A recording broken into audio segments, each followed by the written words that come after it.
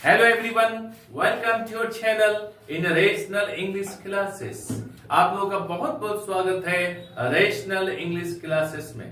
प्यारे बच्चों, आज हम लोग पढ़ेंगे प्रेपोजिशन विथ के बारे में।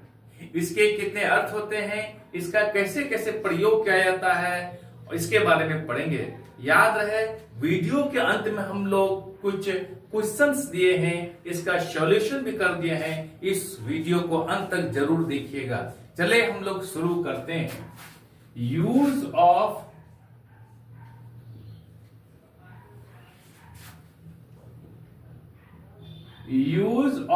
विद इसके कुछ कंसेप्ट्स हैं। हम लोग पहला कंसेप्ट को लेते हैं। पहला कंसेप्ट यह है विद का प्रयोग के साथ के अर्थ में होता है। विद के साथ के अर्थ में होता है। जैसे ही केम विद मी, वो मेरे साथ आया। I live with my parents, मैं अपने माता पिता के साथ रहता हूं। Am I clear?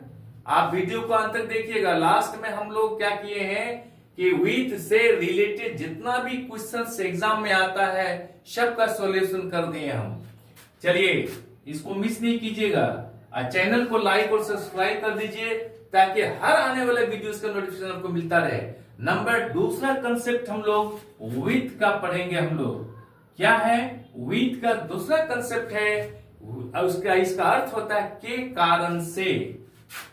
के कारण से, के कारण से। एग्जाम्पल हम लोग लेते हैं, he is travelling with fever. He is travelling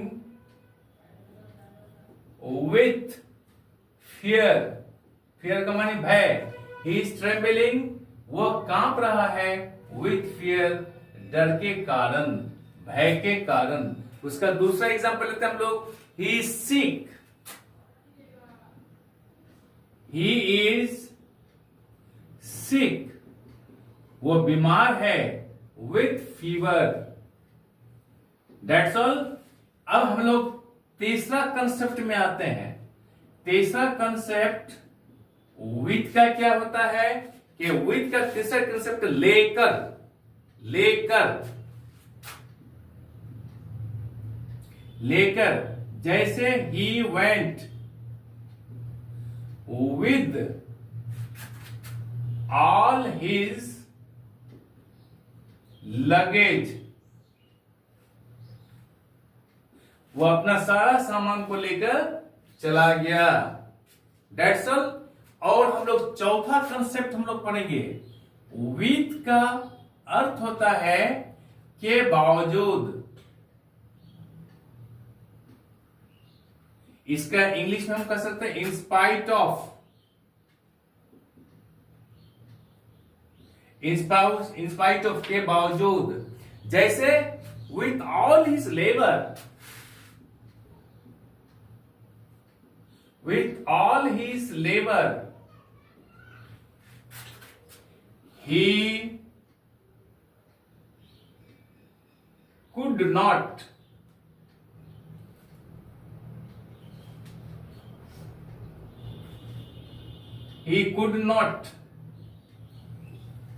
pass the examination। यानी विथ ऑल हिज लेबर, यानी क्या क्या का सारा लेबर के बावजूद he could not pass the examination, वो परीक्षा नहीं पास कर सका। दूसरा एग्जांपल हम लेते हैं, with all his wealth. With all his wealth he is not happy. इसको हम लोग हैप्पी नहीं बोलेंगे, हैप्पी बोलेंगे हम लोग। With all his wealth he is not happy, वो अपने सारे धन के बावजूद क्या है, वो खुश नहीं है। हम लोग पांचवा कंसेप्ट को पढ़ेंगे। हम लोग पांचवा कंसेप्ट क्या है? विथ का प्रयोग सहमति या असहमति को प्रकट करने के लिए। ये सेंटेंस बहुत इंपॉर्टेंट है, इसको ध्यान से देखिएगा, इससे रिलेटेड क्वेश्चन आता ही आता है। सहमति या असहमति या फिर विरोध का प्रकट करने के लिए हम लोग विथ का प्रयोग करते हैं। इसमें विथ का प्रयोग क्या करने के लिए? सहमति या फिर असहमति को प्रकट करने के लिए या फिर विरोध को प्रकट करने के लिए क्या आता है? जैसे क्या आता है? I agree with him.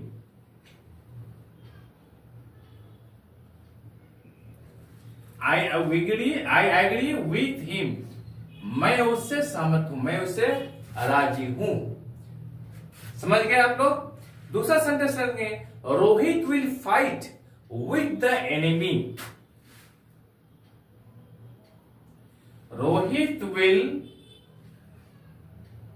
Fight with the enemy. समझ गए प्यारे बच्चों? इसको ध्यान देना। आई एग्री विथ हिम, मैं उससे सहमत हूं।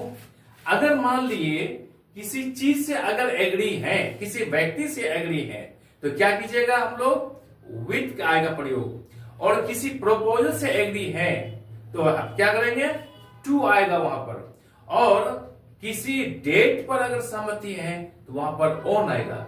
हम लोग आगे क्वेश्चंस में पढ़ेंगे, हम लोग इसके बारे में चर्चा से पढ़ेंगे। नंबर 6 कंसेप्ट पढ़िए हम लोग। नंबर 6 कंसेप्ट ये है कि विथ का प्रयोग का, के, की के अर्थ में होता है। जैसे विथ बराबर का, के, की। एग्जांपल लेते हैं हम लोग। कॉप विथ डिफिकल्टीज, यानी कठिनाइयों से मुकाबला करो। नेक्स्ट हम लोग 7वां कंसेप्ट हम लोग लेते हैं। विथ का प्रयोग किसके रूप में होता है? जुदाई या सेपरेशन को प्रकट करने के लिए होता है। जैसे आई पार्टेड विथ हिम, मैं उससे जुदाई किया, यानी उससे अलग हुआ, सेपरेट हुआ। I parted with him at the airport.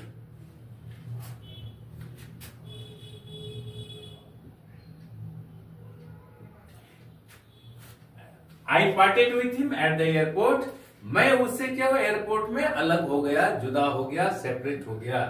With का प्रयोग में के अर्थ में होता है। नंबर 8 कंसेप्ट हम लोग पढ़ेंगे। विथ का प्रयोग किसके अर्थ में होता है? में के अर्थ में होता है। I have no interest, I have no interest with him, I have no interest with him. I have no interest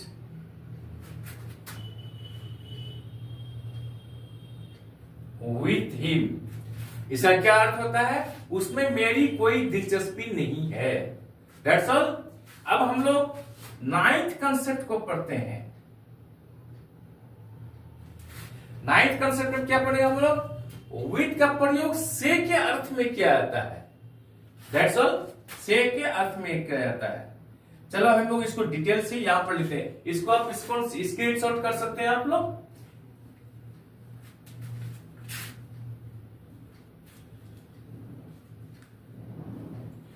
इसका जब विथ का प्रयोग से के अर्थ में होता है तो वो थोड़ा सा लॉन्ग पॉइंट है, उसको समझना जरूरी है ताकि हम लोग एग्जामिनेशन में कंफ्यूज न करें, कोई कंफ्यूजन नहीं रहे विथ के प्रयोग में।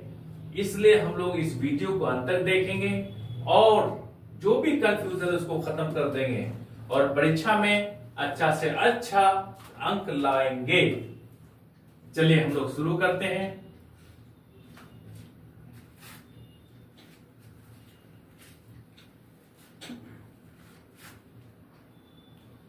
9th नंबर में क्या बोले हम लोग, विथ का प्रयोग से के अर्थ में होता है। यही चल रहा था हम लोग का, विथ का प्रयोग से के अर्थ में होता है। इस अर्थ में इसका संबंध याद रखिएगा, जब से के अर्थ में होता है विथ का प्रयोग, तो याद रखिएगा इस अर्थ में इसका संबंध उस चीज के साथ रहता है जिस चीज की सहायता से कोई काम किया जाता है। समझ गए? इस अर्थ में जब विथ का प्रयोग से के अर्थ में होता है तो इसका संबंध उस चीज के साथ रहता है जिस चीज की सहायता से कोई काम किया जाता है। जैसे she writes with a pencil, she writes with a pencil, that's all. She writes with a pencil, she writes with a pen. दूसरा example, she writes with a pen. हम पेन की सहायता से कोई काम करते हैं तो इसलिए विथ का प्रयोग किया गया है। लेकिन इसमें एक चीज ध्यान देने की आवश्यकता है, जब पेंसिल के पहले ए आता है तब विथ आता है, और जब पेंसिल के पहले ए नहीं आता है अर्थात तब इससे अनकाउंटेबल, इसे अनकाउंटेबल नॉन माना जाता है और इसके साथ इनका प्रयोग किया जाता है, विथ का प्रयोग नहीं किया जाता है। जैसे एग्जांपल के लिए हम क्लियर कर लेते हैं, ही राइट्स, हम लोग बोलिए he writes with a pen. अब यहां पर क्या है, ए का प्रयोग किया गया है तो यहां पर क्या करेंगे, विथ का प्रयोग करेंगे हम लोग। और जब यहां पे ए का नहीं आएगा तो यहां क्या करेंगे हम, ही writes in pen, that's all. हम लोग ए नहीं है तो इनका प्रयोग करेंगे। ये एग्जामिनेशन में आता है, इसलिए इसको आप अवश्य बढ़िया से समझ लें। That's all. आज हम लोग यहीं तक रखते हैं। अब इससे रिलेटेड क्वेश्चंस कैसे आता है इसके बारे में हम लोग चर्चा करते हैं। चलिए हम लोग प्रैक्टिस कर लेते हैं थोड़ा सा, ताकि हम लोग का जो भी कंफ्यूजन है वो भी दूर हो जाए और परीक्षा में क्वेश्चंस किस तरह से आता है उसके बारे में हम लोग समझ लेते हैं। बहुत इंपॉर्टेंट है आज का चैप्टर, आज का वीडियो। कुछ सेंटेंसेस लेते हैं हम लोग। जैसे नंबर वन है Mohan is angry, Mohan is angry at his son, that's all. दूसरा सेंटेंस लेते हैं, I was angry with what he says, I was angry with what he said.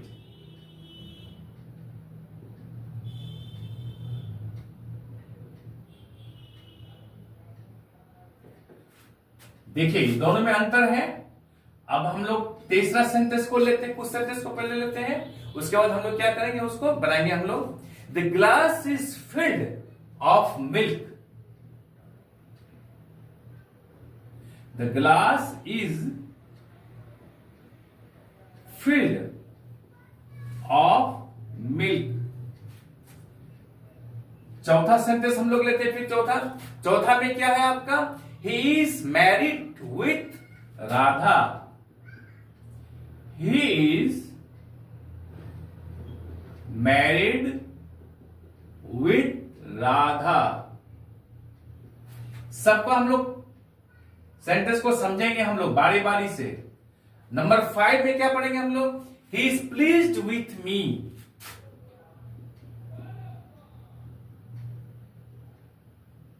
he is pleased, वहां पर आपका क्वेश्चन में क्या आएगा, at me। छठा सेंटेंस में क्या आएगा हम लोग, छठा sentence, he writes with ink,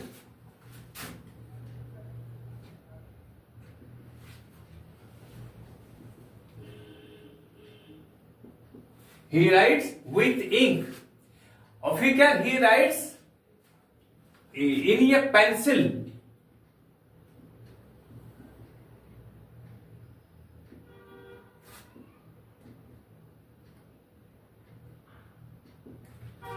number 8 में हम लोग पढ़ेंगे आखिरी सेंटेंस क्या है हमारा, see shivering from cold, SHIVERING, from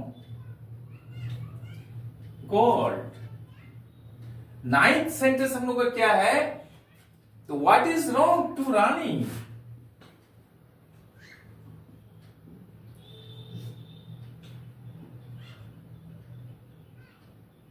Rani.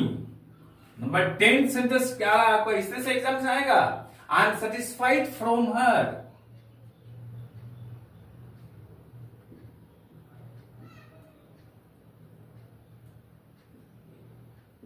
I am satisfied from her.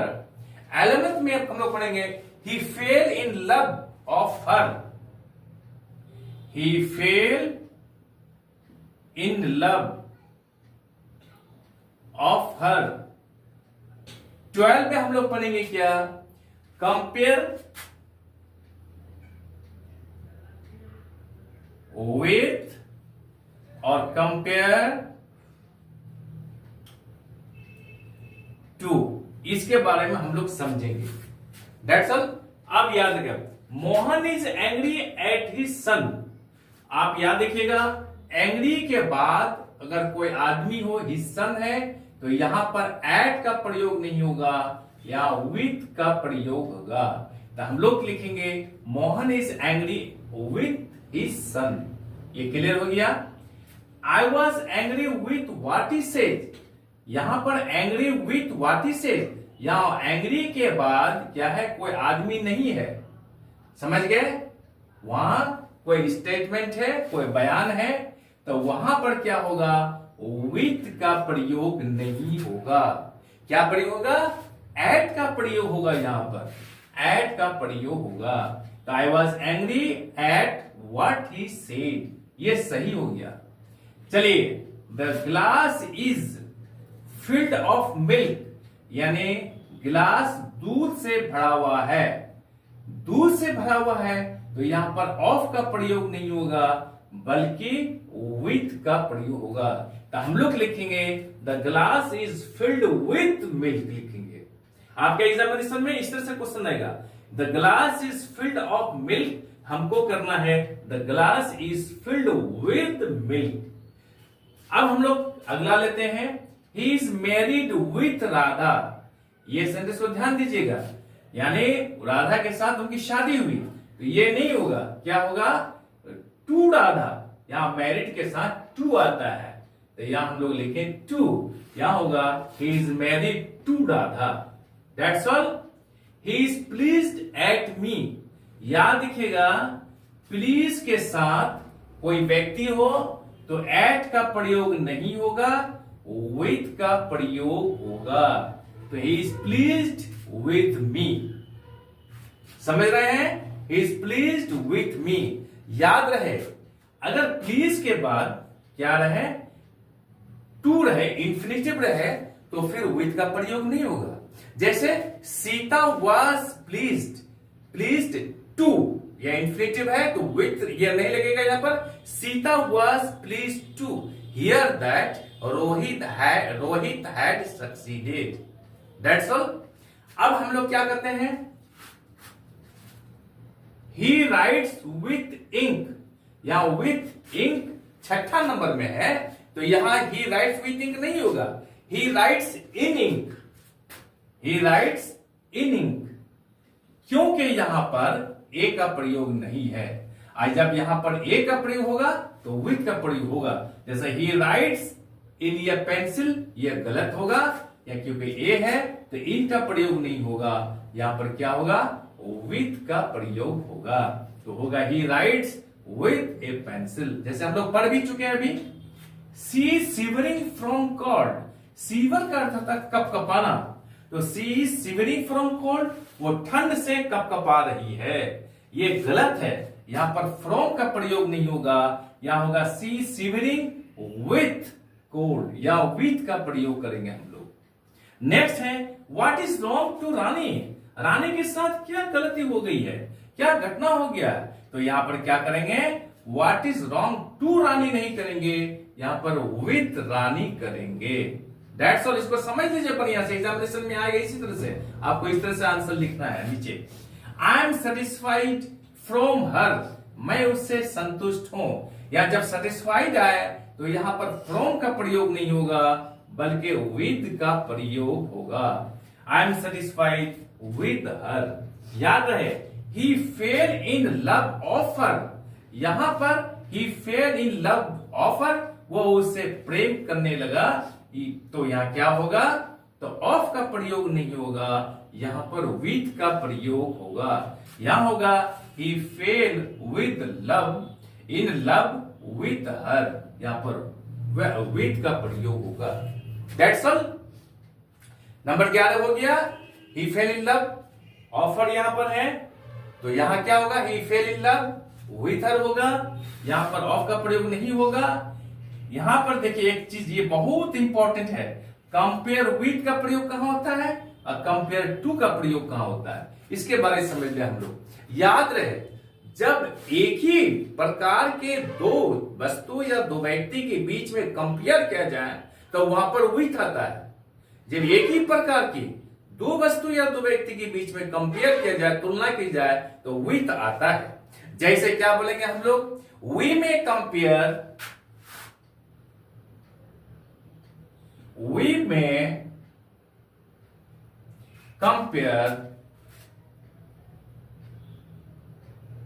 Mohan with Sohan. That's all.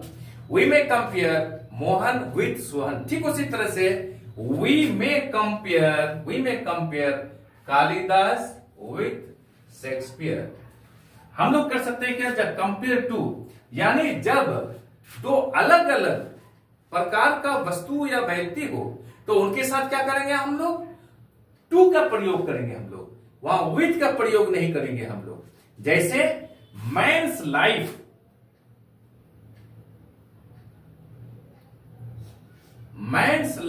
Is, समझे, मैन्स लाइफ, यहां पर इज नहीं करते, और बढ़िया से सेंटेंस दे सकते हैं हम लोग,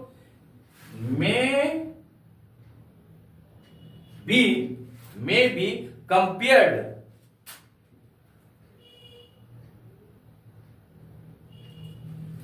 to that of daffodils। Daffodils एक प्रकार का फूल का नाम है, और यहां पर क्या, मैन्स लाइफ का, ये दोनों के बीच में कंपेयर किया गया है। दो अलग अलग वस्तु है, एक फूल है और एक मनुष्य है, मनुष्य का जीवन है, तो यहां पर क्या करेंगे, टू का प्रयोग करेंगे। और जब एक ही प्रकार का दो वस्तु हो तो वहां पर हम लोग क्या करेंगे, विथ का प्रयोग करेंगे। तो यहां मैन्स लाइफ में be compare to that of daffodils. Daffodils एक प्रकार का फूल है, डैफोडिल्स क्या करता है, सुबह खिलता है, शाम होते होते मुरझा जाता है। इसी तरह से आदमी पैदा होता है, फिर एक दिन वो मुरझाते हैं, अर्थात वो खत्म हो जाता है। तो इसलिए मैन का जिंदगी, आदमी का जिंदगी डैफोडिल्स का जिंदगी से कंपेयर किया गया है। तो यहाँ पर हम लोग क्या करेंगे, टू का प्रयोग करेंगे। और यहाँ पर जब एक ही प्रकार के दो व्यक्ति और दो वस्तु के साथ तुलना की जाए तो विथ का प्रयोग करेंगे। आज हम लोग यही तक रखते हैं। आई एम श्योर कि वीडियो आपको अच्छी लगी होगी। आप चैनल को लाइक और सब्सक्राइब कर दें और बगल वाले बेल आइकन को दबा दें, जिससे हर आने वाले वीडियोस का नोटिफिकेशन आपको मिलता रहे। थैंक्स।